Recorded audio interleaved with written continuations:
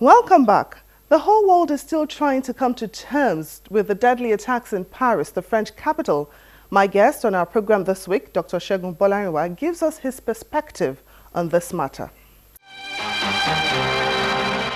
Now, for over 1 week now, all eyes have been on France, where ISIS claimed responsibility for a horrific terror attack in Paris. Now, we know this is not the first time ISIS will attack a country. Yes. What is the significance of the attack in Paris? Yes, the attack in Paris is so significant because France is a major world player. France is also a big country.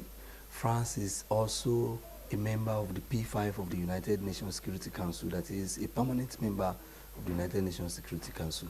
Again, France presently is one of the coalition fighting and bombarding the ISIS in Syria, especially in northern Syria, in order to fight these jihadists. So basically, and again, France is the Paris attacks look so significant now because basically now, France is one of the major countries in Europe that are battling with the refugee crisis or the influx of refugees from the Middle East. So these are more as some of these major reasons why presently France, the attacks in France or Paris, those attacks look so important, so significant that the whole world is now focusing on France alone. Again, if a country like France is attacked at this point in time, it means no country is safe in the world. Because it was even also in the news in one of the ISIS videos that even New York is a target and other parts of Europe. So that is why they need to look at France to decide what to do and to see the way they attacked, their modus operandi. Of course, jihadists, terrorists, or rebels, they use guerrilla warfare method in such attacks. You won't identify them, they have no identity, they come with the population is their strength, they have no uniform. So how would you identify them? Because they mix with the population. And by the time they attack suddenly and surprisingly, which has happened in the case of the Paris. Now, some people have compared what happened in Paris with the 9/11 attacks. Is it really similar? It's similar because, like I said earlier, that France is a major world player. America is a major world player. In most cases, at the level of global security issues, France is also one of those countries that will determine or decide actions to be taken. So as a result of that, 9/11, November 13 Paris attacks, they look so similar. They look so similar, and they are also similar because of the status of the countries involved. 9/11, the United States. The Paris attack, November 13, is also France, a major world player. So they look similar, they look sudden, and both are surprise attacks. Now, we've heard reports that the Paris attack was planned in Belgium and that ISIS militants from Syria entered into Europe posing as refugees. Now, for such a developed country as France that provides troops to other less developed countries to fight terrorism, how come their security apparatus was so easily breached? Hi. It's so alarming, so surprising. In fact, on Thursday, the Foreign Affairs Minister of France, Mr. Laurent Fabius, himself said it explicitly that if such attacks, particularly the mastermind of the attack, the Abouad, that if it was posted and he was identified to have come in and go out of Paris on occasions, he himself tweeted that he has been going in and out of France easily, and how would the security checks in Europe and particularly in France would not have identified him before he entered. And of course, these Paris attacks in shops, in malls, in concert place and other places where they did these attacks, if those attacks were planned in Belgium, they were actually identified to have been planned by a gang which is Belgium-based. And after they planned it, it came to France to actualize it. I think Laurent Fabius too said it, that there's a problem with the checks security checks in Europe, which is involving France also particularly. So I think this is a sign that they need to brazen up with their security system and particularly the checks. And I also think, which is a wrong thing, I also think that they are trying to say most of these people are French nationals, most of them are also probably European nationals, that they may not be deprived of coming back to their own countries at that level. But they are forgetting that these are people who left their countries of comfort, Belgium, Germany, France, places, even the United Kingdom. They all left and said they wanted to go and join their brothers in the Middle East, fighting for Islam and all of that. So they all left voluntarily. And now they are forgetting that leaving voluntarily means something is involved. There have been a process of recruitment. They have either been brainwashed, they have either been, in one way or the other, brought into the fighting or the crisis. Now they have gone for over a year. For example, the mastermind of the Paris attacks, the Abad, the Abud man, they said he left for Syria in 2014, and now see him in less or in 1 year is back in Europe, particularly in Paris now unleashing terror on people. Look at 129 souls wasted. If I get you correctly now, what you're saying is that European nationals will have gone to the Middle East, possibly to fight with ISIS, should not be allowed to return home. That's what you're saying. They should not be allowed. And if they are going to be allowed, they should be under security checks. It's because these ones who came in as refugees, or who came in the influx of the refugees into Europe, Paris, Italy, other countries, Germany, all of them, as they were coming in, they were not properly checked. Okay. They were just being taken and absorbed on humanitarian basis. And that wasn't a good, that wasn't a bad gesture from Europe or from the EU. That was a good gesture, because the truth is that most of the vulnerable population from the Syrian crisis, from the Iraqi crisis, in fact, the Middle East crisis generally, most of them, women, children, even some men, they are all vulnerable. They need help. They need shelter.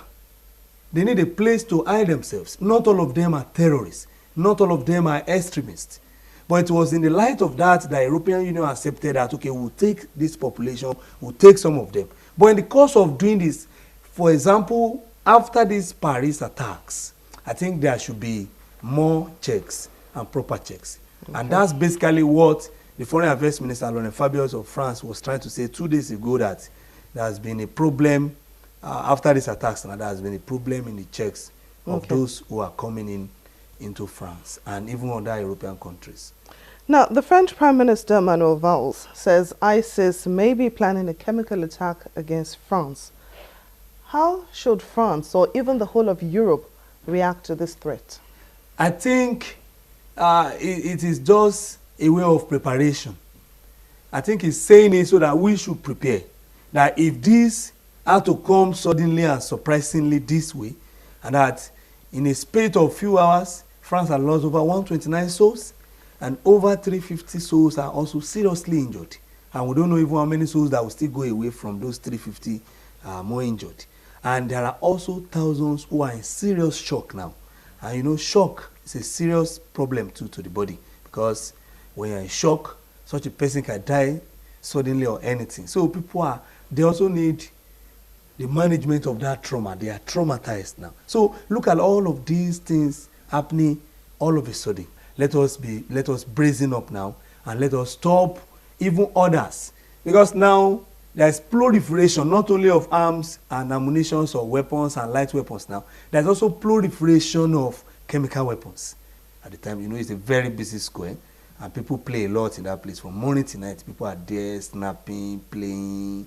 It's a very good place to be. So they went there to make the announcement, because from some of the ISIS videos they saw, they said New York is also a target, particularly the Times Square, which is a crowded place. So they came to say, okay, so which means even America is a target, and America is also trying to guard its loins and everything. So even Russia is also aware of this. As at this morning, the Russian President Putin has agreed to earlier reports or speculations that the Russian airliner that was brought down in Egypt was as a result of attack by the ISIS or a bomb explosion and all of that. But now they have come to the conclusion that it was true.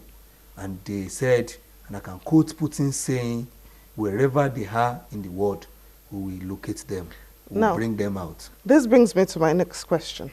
President Francois Hollande has declared war on ISIS, and immediately after that attack started pounding ISIS positions in northern Syria. Yes. Like you mentioned, Russia too is also pounding ISIS position in Syria.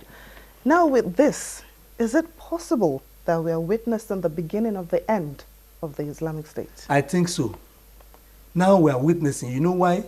Basically, since this attack now, just in about a week till now, since the attack now, just like you rightly said, France, as like I said earlier in this program, I say France is a major player. So France had made more than 3 serious pounding and rocket shellings in northern Syria, in Raqqa particularly, their strong base of the ISIS. So they are shelling them seriously, and in the last 1 week they have made about series, particularly about 3 major attacks on them to weaken their base, to weaken whatever they are doing in that place. Then also Russia is doing the same thing, and again Francois Hollande, the Russian president, I mean the French president, also came out yesterday morning to say that what we need now is a global coalition, a global action on ISIS to end these jihadists and their proclamations or the menace they are putting not only on France but the entire world.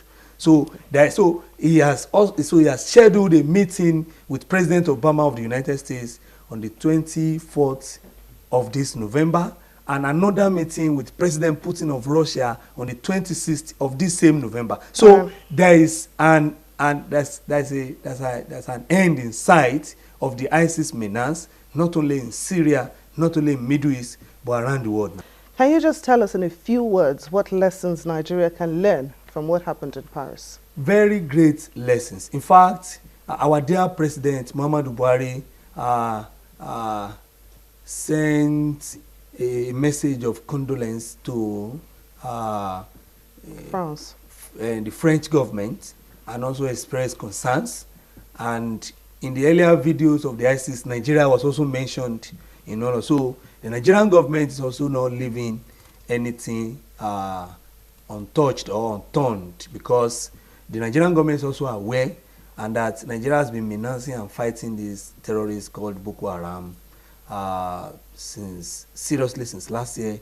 But you know, the fighting against Boko Haram took a very good, efficient and effective dimension since May this year, and the results we can see very well now, and the results we can always see is visible now. So Nigeria is learning a great lesson from what happened in France, and now it's telling us to also guard our borders very well, scrutinize who is coming in, and try to monitor. And on several occasions, the Nigerian government they have also ordered and given instruction that international passports should not be issued to any alleged jihadists or rebels or ISIS, and such mistakes should not occur again. So Nigerian government is trying to do everything well to guard its loins and to protect the citizenry and even the Nigerian state and its sovereignty. Well, now you've heard it all. Dr. Bolarinwa says Nigeria should tighten its borders and pay close attention to those coming into the country so as to prevent further terror attacks.